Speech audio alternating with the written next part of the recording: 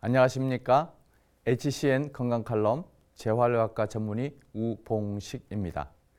방광은 체내 감각과 운동신경 및 자율신경계가 조화를 이루어서 소변을 저장하고 주기적으로 배출하게 됩니다. 그런데 신경손상, 또 신경의 질병, 그리고 신경대사 이상 등으로 배뇨장애가 생길 수 있는데 이를 신경인성 방광이라고 합니다.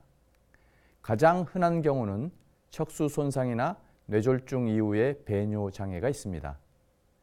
신경인성 방광은 배뇨 기능을 평가하는 요역동학 검사 결과를 바탕으로 병변의 형태와 부위에 따라 다음과 같이 분류합니다.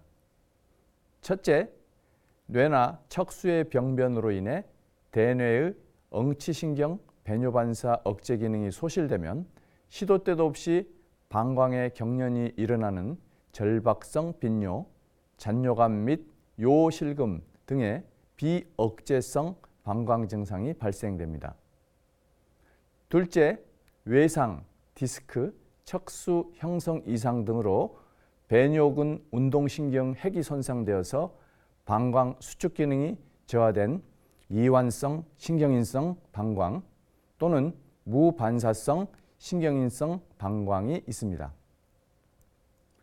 셋째, 당뇨, 악성 빈혈 등으로 감각신경이 손상되어서 방광의 팽창을 인지하지 못하면 마치 풍선이 부풀린 것처럼 배뇨근이 과다 팽창하게 되어서 소변을 본 후에 방광에 잔뇨가 남게 됩니다. 넷째, 대장암이나 자궁암 등 골반 부위 수술을 받을 때 골반 신경의 손상으로 인해 배뇨 반사가 없는 무반사성 방광이 있는데 시간이 지남에 따라 배뇨근의 섬유화가 일어나 방광내압이 상승하고 방광 용량이 줄어들어 수시로 요실금이 오는 과긴장성 방광으로 가게 됩니다. 신경인성 방광의 치료를 위해서는 우선 정확한 진단 후 개별화된 치료 방법을 선택하게 됩니다. 신경인성 방광의 약물 치료는 방광의 수축력, 방광 관략근의 기능에 따라 다양한 약제를 사용하게 됩니다. 방광 수축력이 저하된 경우는 콜린성 제제를 쓰고 반대로 시도 때도 없이 방광이 수축하는 비억제성 수축으로 인한 실금에는 항콜린성 제제를 사용하게 됩니다. 방광 관략근이 약하여 요실금이 있는 환자들은 알파 아드레날린 제제를 쓰고 반대로 전립선 비대나 방광 관략근 경직이 있는 경우 알파 아드레날린 차단제를 사용하게 됩니다. 신경인성 방광에 대한 수술적 치료법으로 관략근 절개술, 방광 확대술, 관략근 재건술, 신경차단술, 스텐트 삽입, 방광루를 통한 치골 상부 도뇨 등의 방법을 이용하기도 합니다. 신경인성 방광에 대한 재활치료에는 다음과 같은 방법이 있습니다.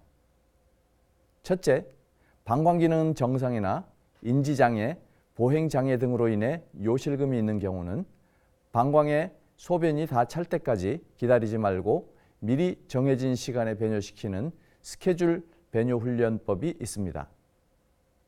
둘째, 뇌 손상이나 뇌졸중 후 회복 중인 환자, 습관적으로 자주 소변을 보는 환자에게는 적절한 간격에 이를 때까지 배뇨 간격을 2 내지 5일 주기로 10 내지 15분씩 연장시켜 나가는 방광 훈련 방법이 있습니다.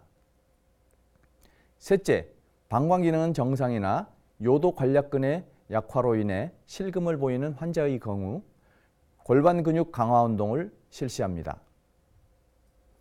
넷째, 그 외에 손으로 방광을 압박하는 크레데법, 복강 내압을 증가시키는 발살바법, 치골 바로 위 하복부를 손으로 두드리는 치골 상부 자극법과 같은 다양한 유도 배뇨법이 있습니다.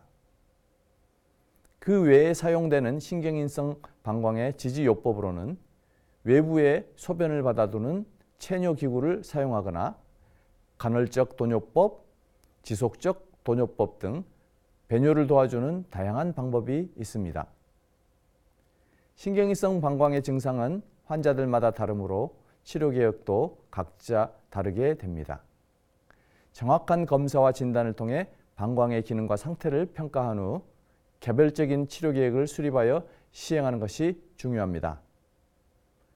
그렇게 함으로써 환자의 배뇨 기능을 개선하여 여러 가지 합병증을 예방하고 삶의 질을 향상시켜 나갈 수 있도록 해야 할 것입니다. 감사합니다.